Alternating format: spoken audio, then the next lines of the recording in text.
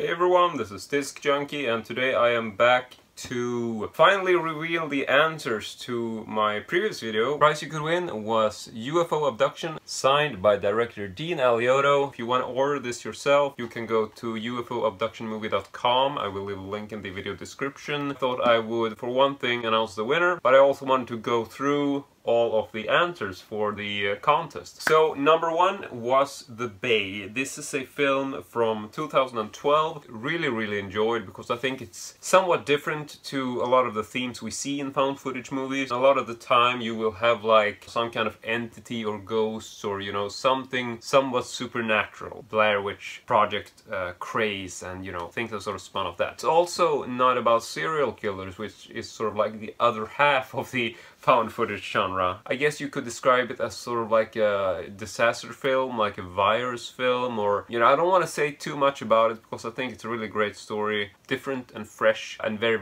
unnerving. Really one of those films which all, you know, makes my skin crawl. Number two was the 2013 movie The Den, which is also known as Hacked. I have a copy of this. Here is the UK version where it's actually called Hacked. It's a very dark film, but I thought it had some interesting ideas in that it utilizes sort of a modern take on found footage, whereas in a lot of the early films like Blair Witch or other stuff of that nature, it's all about found footage in a different sort of time, like when you would have videotapes. It's very much sort of a genre associated with the video format and very analog, like you physically find something. And I think that The Den was one of those films which utilized source material from a sort of modern age video feeds and stuff that's coming off of a computer, like a Skype chat, and you'll see two chat windows at the same time. A lot of movies have probably done this by now, but when I saw that I was thinking like, oh, well, you know, this is something that I haven't really seen before, so I thought that was really cool. Number three is the movie Creep from 2014. Also have this on DVD, so there we got Creep. I didn't pay too much attention to this film when I first saw it, but then upon second viewing I just felt like this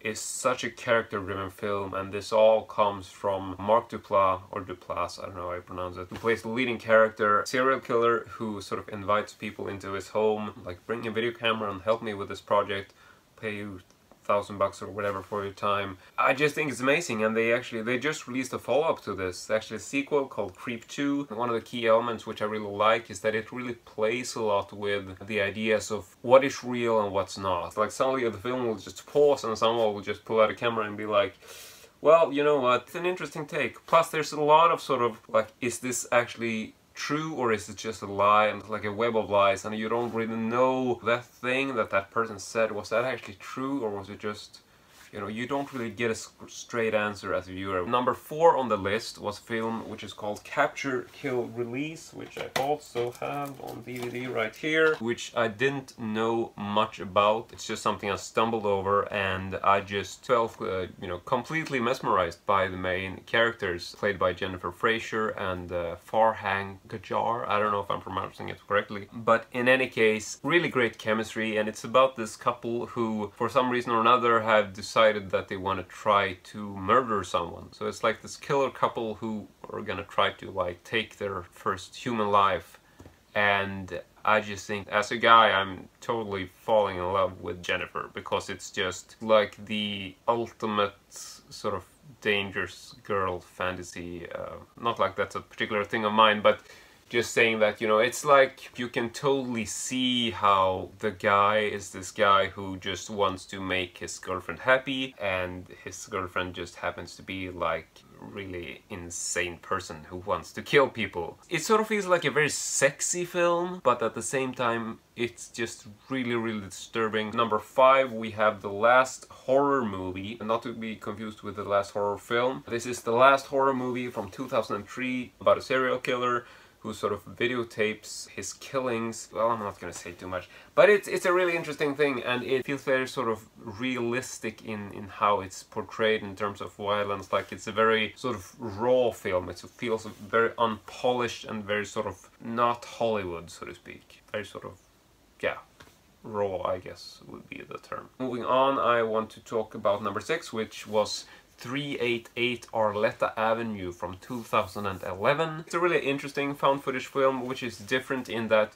you're not really given all the pieces in the beginning. It's something that sort of develops into being found footage in a sense. Yeah, you basically have to watch it until the end and sort of figure out what it's all about. But I thought it was really interesting and also very sort of otherworldly in that you don't really know what you're watching as you're watching it, but you will get like the whole sort of idea of what's going on and why. Number 7 on the list is the Poughkeepsie Tapes, one of my all-time favorite found footage films and found footage horror movies and horror movies overall. We just got a Blu-ray release, very disturbing in my opinion. It's definitely not like your typical Hollywood ending kind of movie. It's about the serial killer who's videotaping his victims, and the police essentially find his collection of like all these recordings. It's like a fake documentary where you see a lot of interviews and then that's sort of intercut with the serial killer's own footage from his tapes. So it's sort of a mixed bag, more of a mockumentary slash found footage film. A lot of these films in found footage, they automatically get the Achilles heel that things look too good, you know. Everything's always perfectly framed, and like the constant question like, why are you filming this? That's always the issue with found footage. This is not present in Poughkeepsie Tapes because this is very much a serial killer diary where the killer is in total control, so it's not a fact of someone happens to have a camera, you know, it's all planned, and that sort of makes for that thing to actually work. Number 8 is a new film called Operation Avalanche from 2016. Quite a different choice for this list because it's a quite different film in terms of found footage overall. Describe it as a thriller slash drama maybe, like the audio video department at CIA back in like the times of the moon landing sort of decide, without giving too much away of the plot or the storyline, that they are gonna fake the moon landing. So it's essentially a fake documentary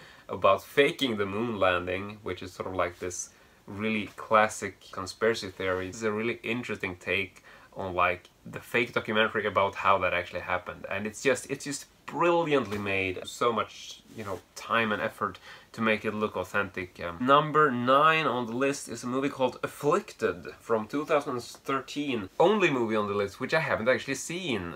So you might be thinking like, why am I bringing this in? Well, people follow me and they know what kind of movies I like and what I watch and yada yada, because I post a lot of stuff on Instagram and stuff. I thought that this was one of those things which people would never guess because I haven't actually seen it, so just a wild card for that reason alone. And last on the list is a movie called Amber Alert from 2012, not to be confused with another film by the same name from a different year. A couple who's out on the road and they get this Amber Alert, like you get on the radio, asking people to be on the lookout for child abduction, like a kidnapper who has a particular brand of car and the police is looking for them and yada yada.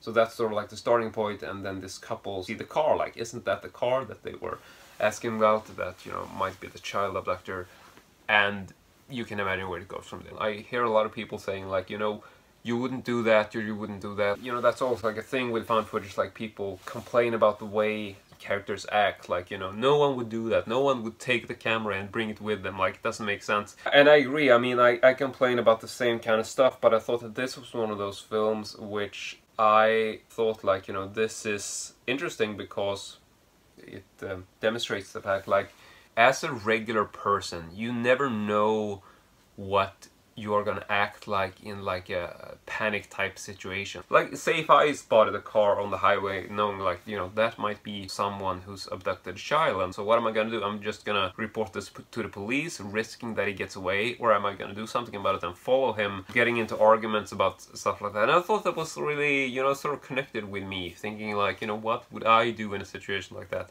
But that's the entire list, and sorry that it took so much time.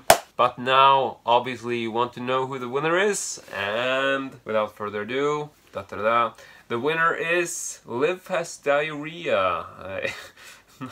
Not an alias that might be wholesome. But anyway, Liv Has Diarrhea is a guy called Dominic, who's been one of my followers for a long time. Remember his YouTube alias from the good old days when I started out, so it's really interesting and fun to see that I still have followers who's been with me for a long time. He was actually the guy who scored the highest in this contest. So yeah, be sure to check out the list in the video description for, you know, IMDb links and stuff like that for the movies in the contest, and also for UFO Abduction, the newly released film by Dean Alioto. Thank you very much, and as usual, hope to see you all next time.